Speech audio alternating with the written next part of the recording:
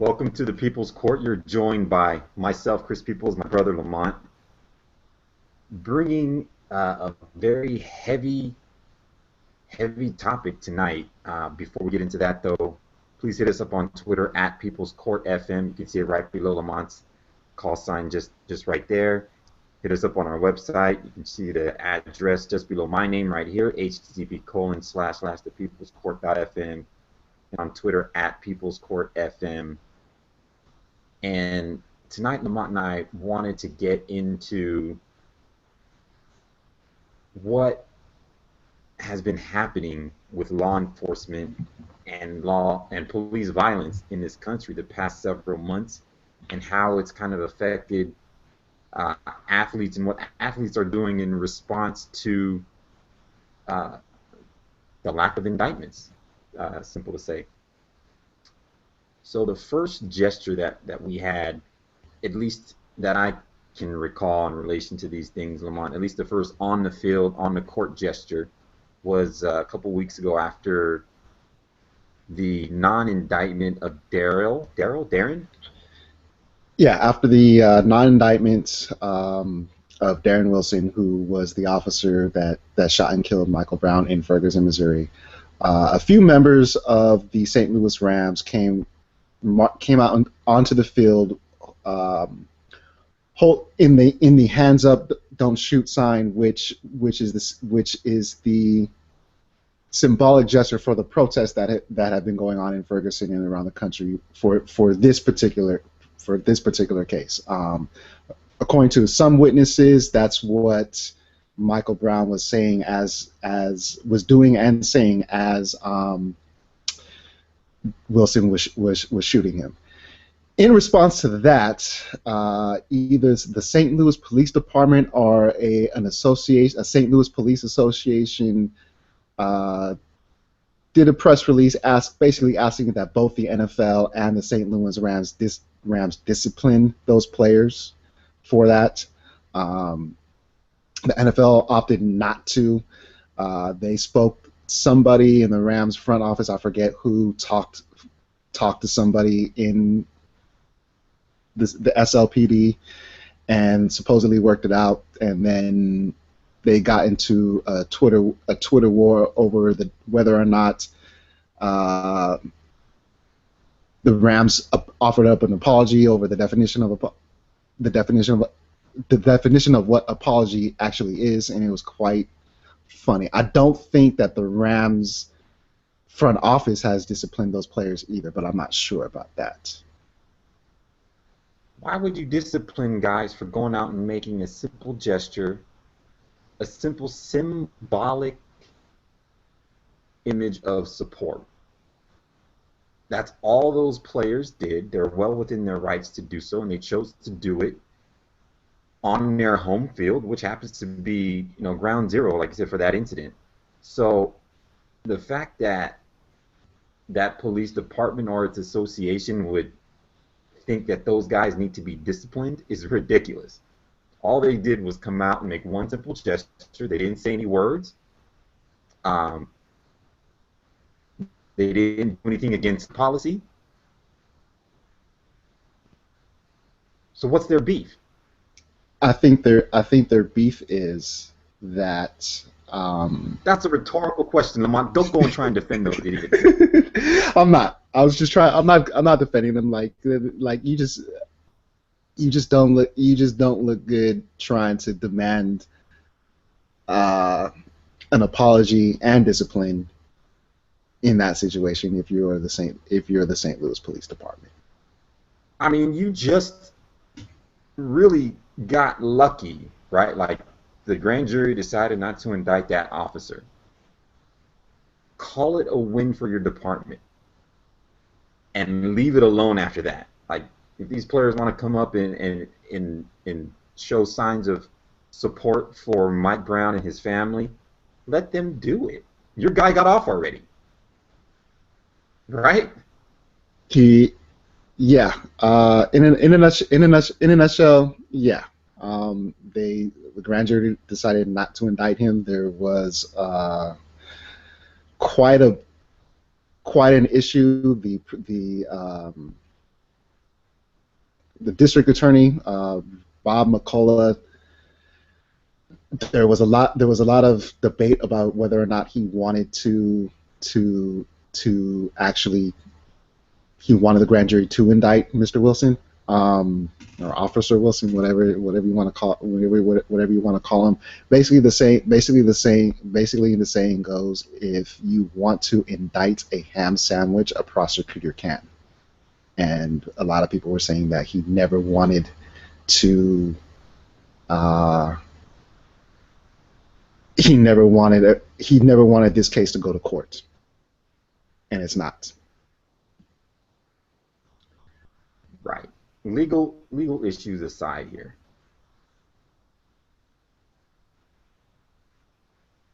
The department nor the officer involved, to my knowledge, has shown no signs of remorse about the loss of Mike Brown, regardless of whether or not they were if that police officer was within his rights to use deadly force on Mike Brown.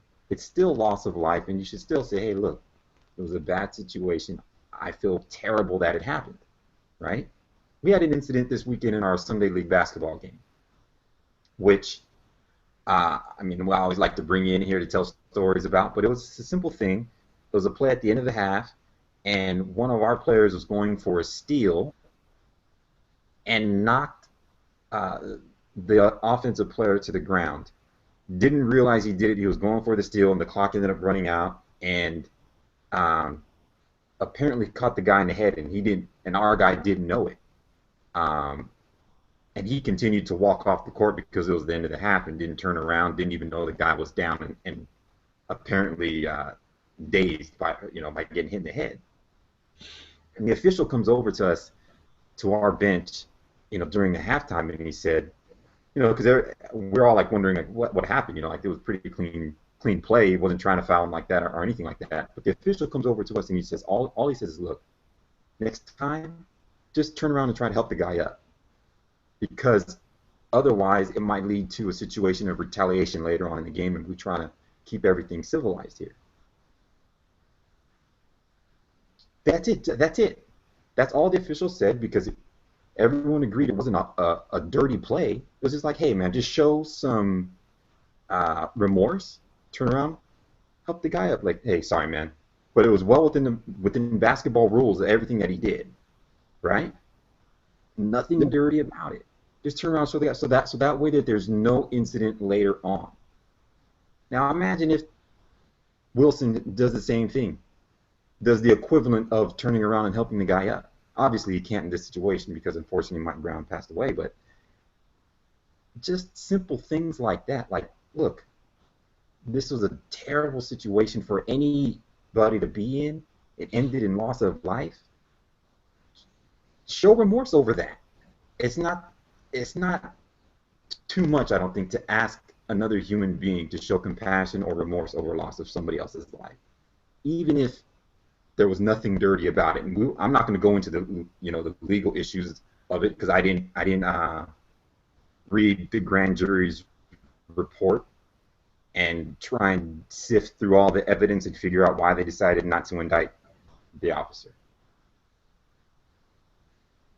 But the issue here is that somebody's still dead, and these guys don't seem at all like they care.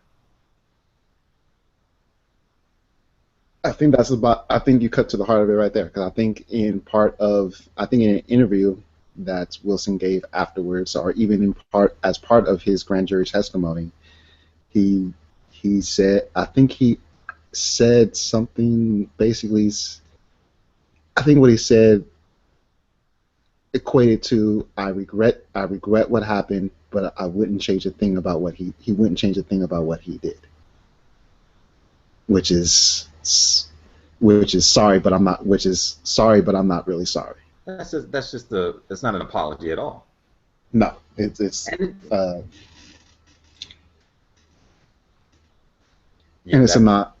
non-apology. It's a very, very non-apology, very much a non-apology.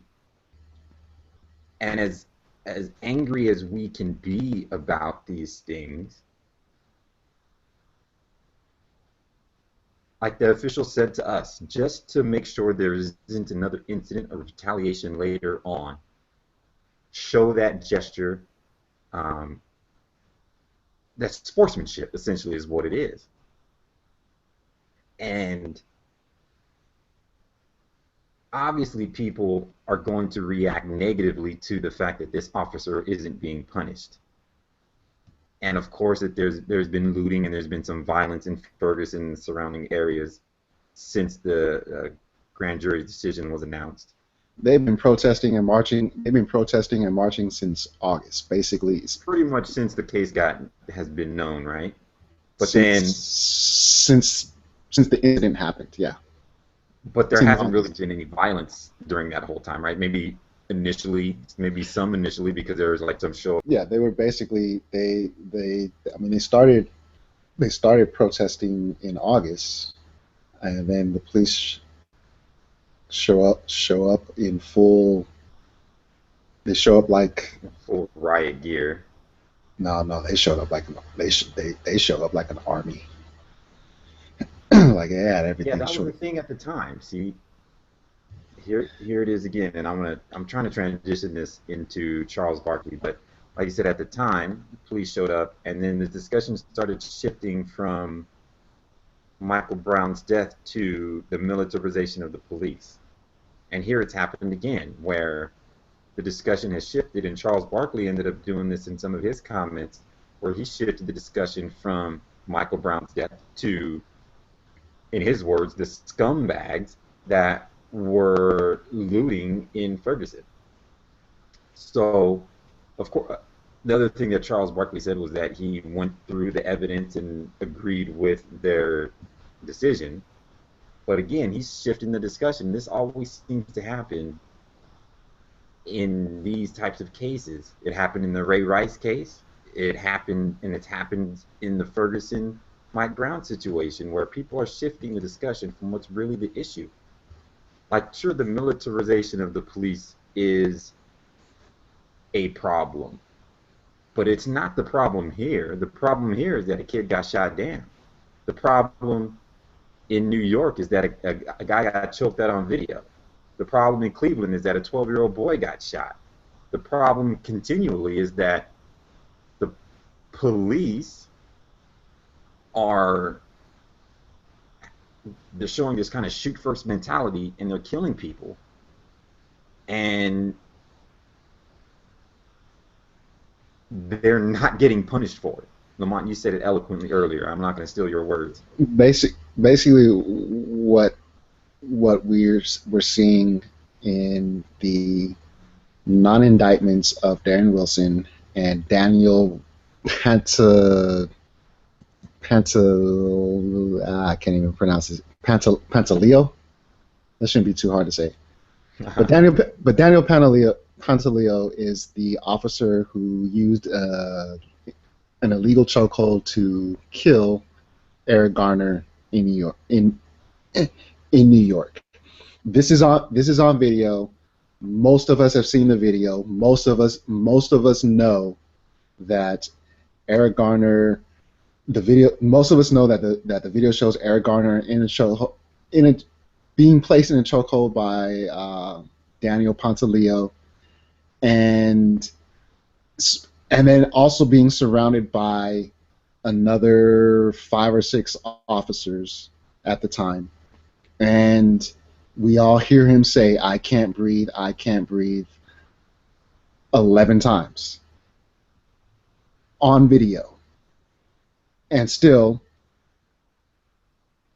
unlike the situation in Ferguson, where you can supposedly have conflicting witness reports and whatnot, there's nothing to conflict here. We all saw it's on video, and still, not enough to bring charges against the police. So basically, what we're seeing happen a lot, and the spotlight has been put on it, is that the law enforcement, those that are in charge to serve and protect, are allowed to kill those they're supposed to be serving and protect with basic impunity. There was another incident. There was another incident in Florida. Another incident in Cleveland. Just last week, an incident 20 minutes from here in Hollywood with impunity. Do you And that know, Lamont? Sorry to cut you off. Can you finish go that ahead. statement? I'll ask you the question later. No, I was just gonna say that's a problem. Huge problem. Do you know if in any of these cases, well, particularly the two cases that we already know the grand juries in those districts have decided not to indict those officers, if those officers have received any other type of punishment from their police department? Um, I don't know. Because Um, I so that so so so Darren Wilson was put on paid administrative leave for several months up until the annou- up until the grand jury finished their that's not a investigation. punishment. That's a It's holiday. yeah, and he is not, to my knowledge, he has not been discharged. The last I heard was he was thinking about whether or not to resign. The officer in New York, I don't know anything at all. I would assume the same thing happened, where he was put on paid, where he got to go on vacation until this thing settled, and I don't know. I Because don't know. that's my question. I mean, Here's this is here's here's something that I do know. Tamir Rice was the 12-year-old that was shot in Cleveland. The officer that shot him, I guess there's a city called Independence, Ohio, not far from Cleveland. He was discharged from that police force because he was deemed mentally unstable. Like that he was was not prior to him. prior to him shooting Tamir, prior to him working for the Cleveland police force and killing this 12-year-old boy. He was deemed unfit for duty or should not be. Like he wasn't cut out to be. He worked for another police department. He was let go because they didn't think he was good enough for to be to have a badge in the gun. Uh, doesn't seem like the Cleveland Police Department or his current police force did a thorough background check on this guy when they hired him, because if that would have come up, Yeah, that's a little unfortunate. extremely. But it's the reason I ask about whether or not these guys are getting punished by their departments is because clearly the judicial system has worked in their favor. Similarly to the way the judicial system worked in Ray Rice's favor in his domestic abuse case. However, the NFL still saw it fit to suspend Rice indefinitely and to bar any team from signing Ray Rice for the rest of the season after video evidence came out of what he did. And what he did was grotesque. Everybody saw it, everyone was disgusted by it, and everyone turned to the NFL and said, "What are you going to do about it?" And they suspended him.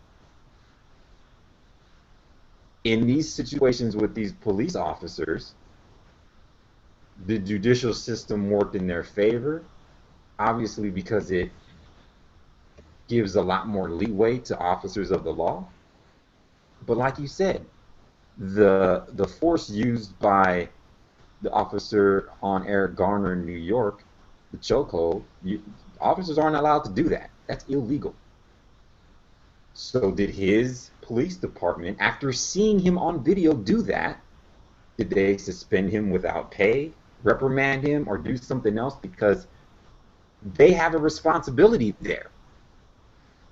Do they not? Even if the grand jury decides not to indict him, they still have, like the department itself still has a responsibility. He's their employee.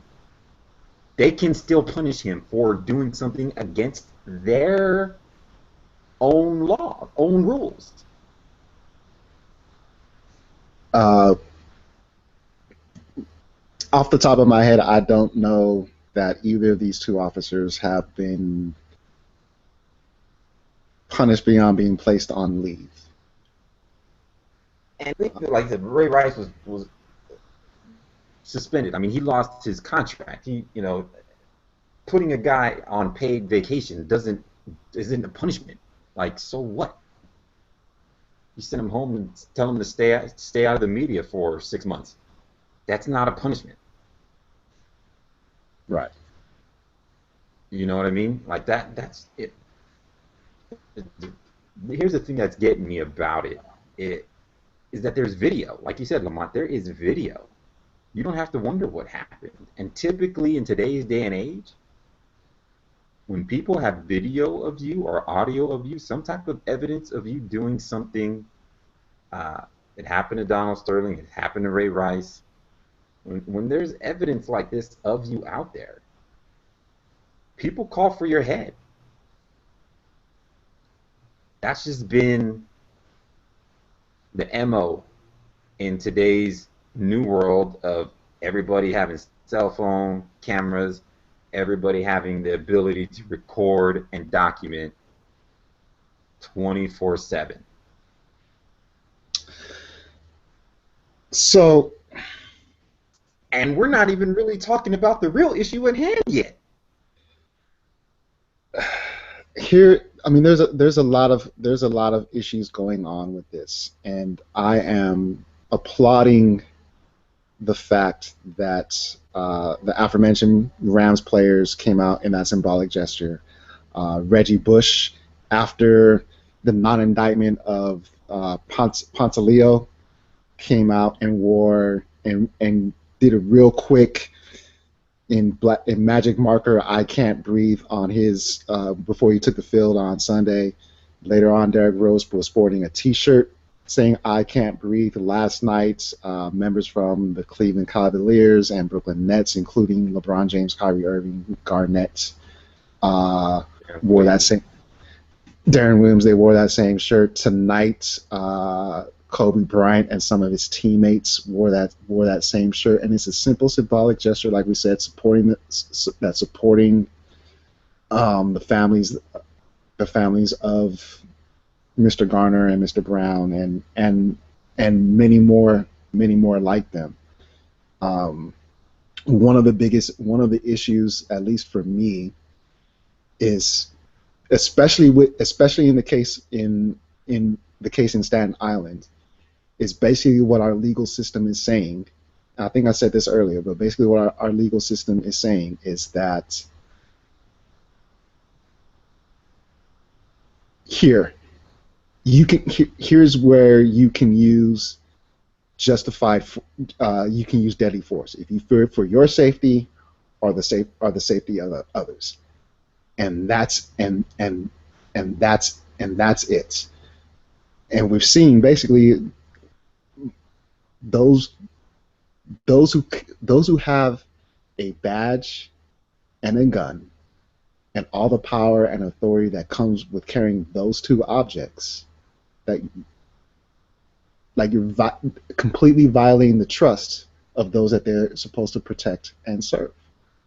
They've killing citizens with impunity, and it's not even that they use deadly force. It's the speed in which they do it. We talked about Tamir Rice. Supposedly, from the time that the officer announced his presence to when he pulled the trigger is like 10 seconds. We had a case. That Eric Garner video is how long? I don't know. I didn't watch it. I haven't watched it. I haven't watched it not in its entirety. I've seen portions, like seconds of it, snippets of it here and there, but I can't bring myself to watch the whole thing. Yeah, it's so bad. It's so like they have a title of a James. They have a license to kill is what they have. And that's bad. Like I don't know. That's bad. I don't know what to say. There was a TV show that you put me on to. It's called Flashpoint. It's about a SWAT team based in Toronto, And basically they go into negotiate hostage situations and everything like that. And I know it's scripted. I know it's fiction. Real life is more fluid than that. But in that show, they use deadly force as the last option, as the last resort, when they have no other choice. When they have no other choice. After they've been hours on the scene, whatever the situation may be, after they spend hours talking to these people. Supposedly, Eric Garner was resisting arrest over trying to sell one of these. I can't even tell what that is. A cigarette? It's a cigarette. Yeah, it's a cigarette. This is what he got put in a chokehold for. Supposedly. Like how do you escalate so fast from if this is what he was selling illegal cigarettes, if that's what you suspected him of doing, how do you go from this to putting a man in a chokehold and then not letting him go once he's down and can no longer resist arrest? How do you keep on doing it? That's a problem. His wife said it best when she turned down the offer of apology from Pantaleo. Like she said something to the effect of, "Now you want to show humanity? You couldn't show humanity when he was telling you he couldn't breathe." So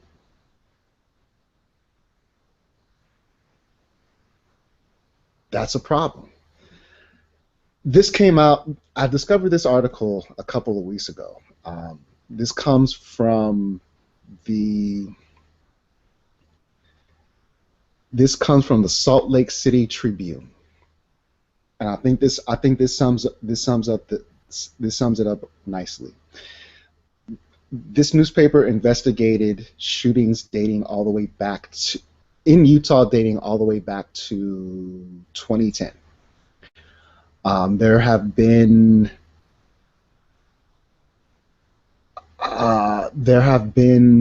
300 some odd homicides in the state of Utah.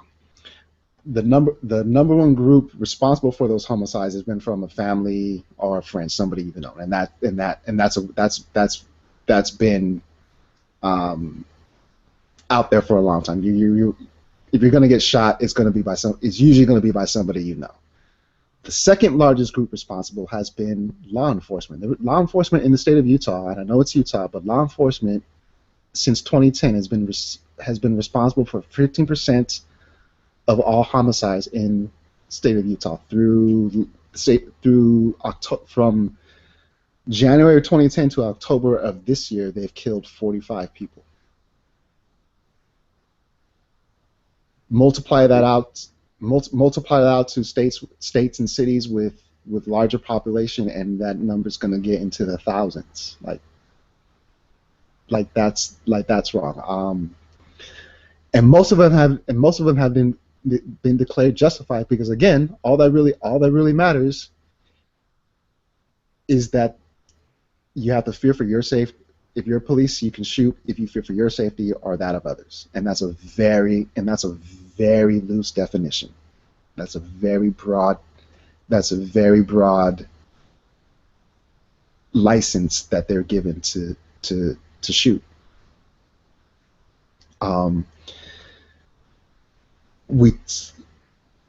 Charles Barkley, you mentioned what Barkley's. I think you mentioned what Barkley said. Charles Barkley was. What's that? I said I paraphrased what he said. Yeah, but of course, Barkley gave his opinion. His partner Kenny Smith wrote him a letter. They discussed it further last week on to open up their basketball show. And basically,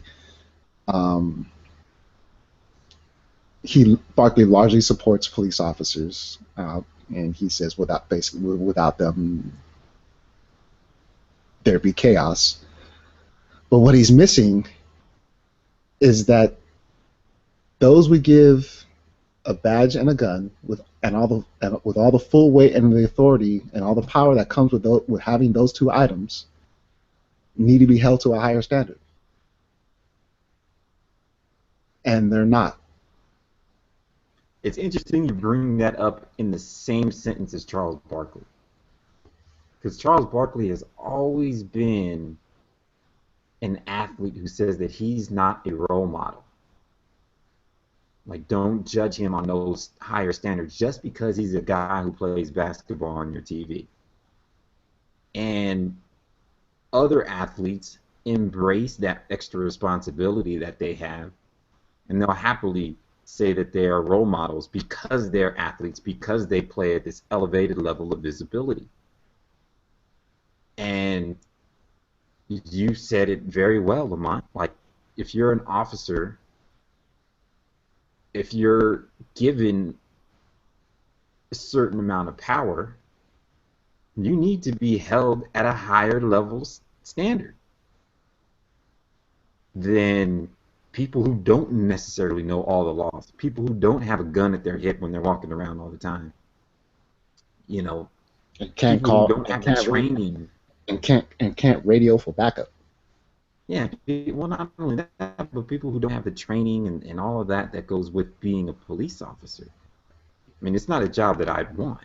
I don't envy those guys at all, and the ones that do a good job of protecting us, I'm thankful for. But like you said, Lamont, just because you're an officer of the law doesn't give you the license to kill with impunity, and that's the message that we keep sending. And especially, it seems, when the person involved is black. The person who's getting killed is black. At least that's, I mean, this has been happening, and obviously we have some very high-profile cases going on right now. But this isn't a new thing. This has been happening for decades and decades. I mean, the first thing we saw like that got big, at least the first thing in my lifetime that I can recall getting big media attention was Rodney King's case, and he didn't die, but I mean that was still a case of police abuse, police brutality police is what it brutality. was. Yeah. And those guys, 20 years ago, and again, in the case of foreshadowing or setting a bad historical precedent, those officers were let off, and that which sparked the LA riots. But they were let. See, that's the thing. They were let off. At least they were indicted. They were charged, and they went through that process. At least that. I mean, yeah, they were let off, which is certainly an issue. But these guys nowadays, they don't even go to trial. Like, they're just not. We're not going to even try and see if they did anything wrong. We're just going to let them off before even trying them. Isn't that crazy? Like, we've gone backwards in this instance of video recorded police brutality. 20 years ago, those officers got caught on tape beating a man, and they were put on trial, and eventually they got let off. 2014, an officer is caught on video killing a man, and he doesn't even get indicted. It's a sad state of affairs. Is what it is. Let's bring this kind of all back around. I kind of almost want to end it right there, Lamont, because there's not a whole lot else to say. But if we decide to keep this last portion, this last segment, then we'll continue on with it. But the one thing I did want to talk about, bring this back around, because this is a sports show, and we've already talked about the athletes, the wide receivers in St. Louis who made that gesture, and now the NBA stars who've chosen to wear the ICan'tBreathe shirts. One of the things that Adam Silver did, which I thought was kind of smart on the business side of things, because of course he has the league and the league's interests to protect, but what he said was that, yeah, he supports these players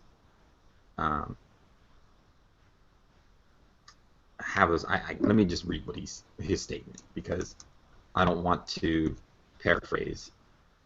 here, but what he says is, I respect Derrick Rose and all of our players for voicing their personal views on important issues, but my preference would be for players to abide by our on-court attire rules.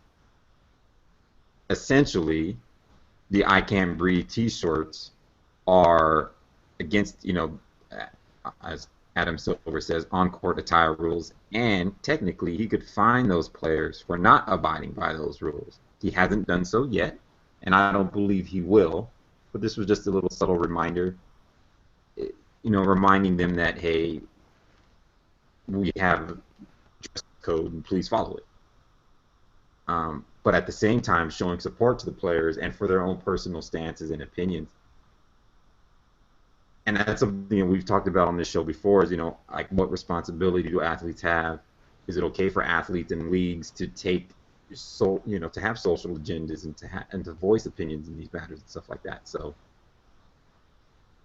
how do you feel about that, Lamont? I mean, do you think it's okay that these guys have come out and worn these shirts? And I think it's fantastic. Starting with starting in St. Louis in the NFL with the Rams players. We don't even know. I don't even know. Well, because I don't follow the NFL like that. I don't even know who these players are, other than. Yeah, I saw the picture of them holding their hands up. I didn't recognize a single number.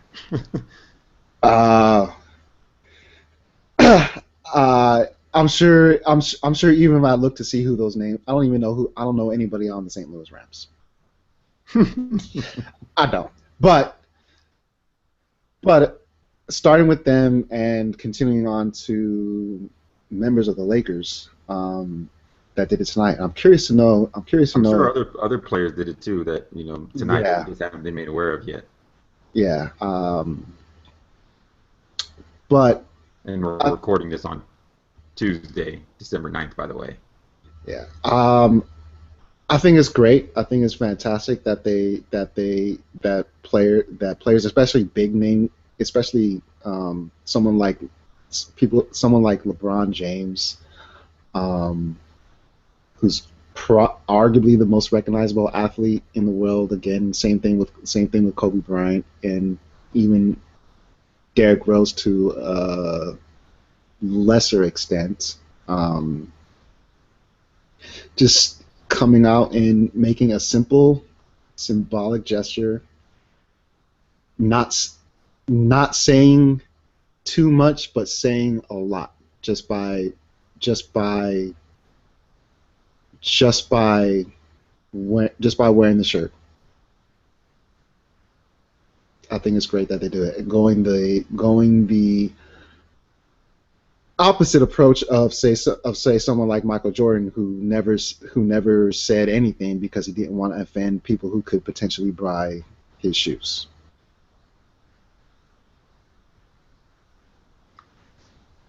Yeah, I wish more players would do it. We've had kind of a long history of athletes making comments, making gestures that go beyond sports. And if sports is supposed to be this universal cross-section that allows us to discuss matters that go deeper than sports, then I think it's fantastic, and it's something that we should encourage our athletes to do, because just because they're athletes doesn't mean they don't have opinions. It doesn't mean that they can't think for themselves. And it doesn't mean that they shouldn't be allowed to express those views. It used to happen. We have a long history of it. Back to the days of Muhammad Ali and Jim Brown, Bill Russell. Athletes were politically and socially active. Michael his arrogance didn't want to do it, but now we have a new generation of athletes that have no problem doing it, and I think that's great. Especially if you're Derrick Rose. I'm so glad Derrick Rose was the first NBA player to do it, because he grew up in a neighborhood in Chicago that has seen a lot of stuff, and Well, I'll stop right there because I don't think I know. I don't know a whole lot about. I don't know a whole lot about the killings in Chicago. Other than that, it's really bad. So I'll stop right there. But no, I'm glad that I'm glad that they're speaking out, even if it's something simple as putting on a T-shirt. Yeah, LeBron even said so much that he did it to show support for the family. And then I think a reporter asked him, "Well, is there any larger statement that you think this is making?" He said, "Is there any larger statement? I mean, that's about as big as it gets, right?" And to a degree, I mean, I don't disagree with him, but listen, however you want to express, however these guys choose to express themselves, people get angry when these guys express themselves in ways that they disagree with. But I mean, like I said, if we're allowing our president to make his NCAA picks live on the air and we care about it, like our president isn't an expert in sports, but he's got a sports opinion and people seem to care about his sports opinion. Well, our athletes have opinions too, and in these situations, they might have an opinion you disagree with. Just like if the president picks Florida to win the national championship and you disagree with him, okay, you disagree with him, but he's allowed to have that opinion. And our athletes also should be allowed to have whatever opinion is. Charles Barkley has his opinion and Kenny Smith has his. They disagree with each other, but at least they respect one another's opinion, and they're not going to try and stop one another from expressing those views. And that's the kind of environment I think we should foster. And that's the People's Court. Thank you for joining us once again. We've gone real deep, real long. Well, hang on. Let me slow that down because the phrasing was kind of weird. But we've gone we've gone into a deep subject here, and it's something that I know Lamont and I really just wanted to discuss, and to discuss on a level that goes beyond what we see between the basketball confines. So we did. And if you want to talk to us about it, you can hit us up on Twitter at People's Court FM. Hit us up on our blog, http://thepeoplescourt.fm. We're on YouTube. The channel is People's Court. We're on Google Plus. People's Court on Google Plus. I mean, we're everywhere. So if you want to talk to us about it, please do so. Lamont, anything else you'd like to add?